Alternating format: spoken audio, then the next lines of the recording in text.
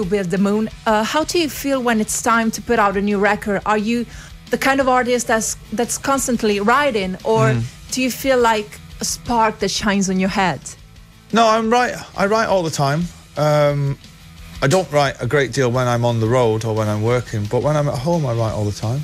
But it's exciting when you put a record out, because you more often than not tend to think it's your best work, and then the people will either prove you right or wrong. So I'm about to find out how good this record is.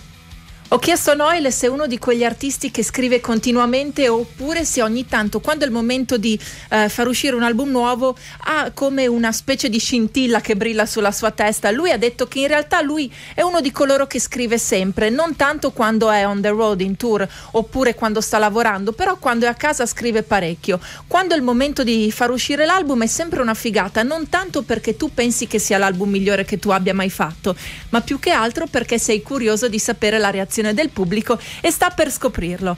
You produced this album with David Holmes, who's quite an unusual choice for a rock album. Is it time to change something in the sound? Definitely.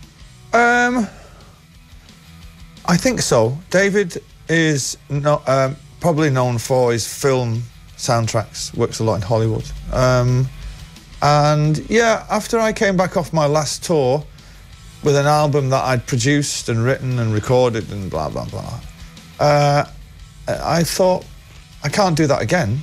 I've taken it as far as it can go, so it's time to maybe see if I can do something different. And luckily I met David, and David is a genius, and I'm a genius, so therefore, you know, how could we fail? Ho chiesto come mai la scelta di David Holmes come produttore, perché è una scelta un pochino insolita per un album rock. Gli ho chiesto forse è il momento di cambiare qualcosa nel sound. Lui mi ha detto assolutamente sì, dopo l'ultimo tour mi sono detto non posso più fare un album come questo, quindi ha scelto questo produttore che in realtà lavora molto ad Hollywood, soprattutto con le colonne sonore. Lui è un genio, io sono un genio, quindi il risultato sarà assicurato, e noi il risultato ce lo ascoltiamo col primo singolo tratto da Who Built the Moon, Noel Gallagher's High Flying Birds, Holy Mountain. An image and a sound of your own, and right now people got used to it, and like they force you to stay coherent with that image. I mean, what do your fans want from you, and do you care? I don't care. Perfect. Io ho chiesto a Noel una risposta semplicissima, lapidaria, ma quanto mai onesta. Gli ho chiesto se a volte non sente come se fosse un pochino legato ad un'immagine, ad un sound creato in precedenza, e che cosa in realtà i fan vogliono da lui, ma soprattutto se a lui interessa. Lui semplicemente ha risposto: a me non interessa. Does a person like you have fear sometimes? Fear of failing as a musician or as a man, or I don't know.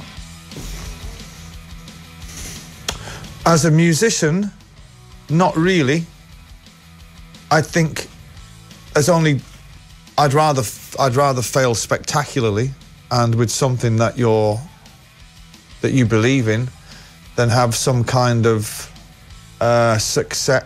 Going back to the question that you said, if you're constantly going to give your fans what they want and that becomes successful, that doesn't mean anything.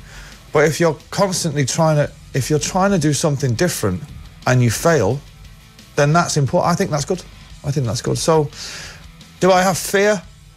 I only fear that my team will not win the league in England, and I fear my wife sometimes, and don't really get fear. Ho chiesto a Noel se una persona come lui ogni tanto ha paura, magari paura di fallire come musicista, come uomo. Lui dice che in realtà, tornando alla domanda di prima, se tu dai ai tuoi fan sempre, ogni volta, quello che loro ti chiedono e poi hai successo, e allora non vale, perché il gioco è troppo semplice. Quindi magari lui preferisce fallire con qualcosa che ha sperimentato ma che ha scelto, quindi in realtà in quel caso no, non ha paura. Dice che ha più paura che la sua squadra preferita di calcio perda il campionato, e a volte ha paura di sua moglie, però in generale no, non ha paura. Talking about your wife, it's her on the cover on the record. Yeah. How do you cope with your family? Do you bring your kids to your concert? How does anyone cope with their family? My children came across Europe in the summer when we played with U2 because they were on school holidays. But if they're at school, then they don't come. And if they're on holiday and I'm in China, they won't come. But if it's nearby, maybe. But I find that my family get bored because there's not a great... When you're on the road, you kind of you work for 2 hours a day, and the other 22 hours you're kind of hanging around, you know. And there's not a great deal to do. My wife will come to Milan for obvious reasons, and she'll go to New York and she'll go to Los Angeles and blah blah blah. But not really. My children get bored. They're kind of like, what do we do all day? I don't know. Interviews? I don't know. Are you a severe dad? Oh God, no. No. All my kids smoke, drink. They don't really. Dad of dreams. Ho chiesto a Noel come si fa a relazionarsi con la famiglia quando si è in tour, visto che mi aveva nominato sua moglie, che tra l'altro è sulla copertina del disco. Mi ha detto nessuno può mai riuscire ad avere a che fare davvero, a relazionarsi come si deve con la propria famiglia. Gli ho chiesto se i suoi bambini lo seguono in tour, mi ha detto no, quando vanno a scuola assolutamente no. Lo avevano seguito a Roma quando hanno aperto per gli U2 perché erano in vacanza, quindi anche se sono in vacanza però magari si tratta di viaggi lontani, assolutamente no, anche perché in realtà si annoiano. L'unica che lo segue un po' più spesso quando si tratta di città alla moda come Milano è sua moglie, dice, per ragioni piuttosto ovvie. Al che gli ho chiesto se lui sia un padre severo, mi ha detto assolutamente no.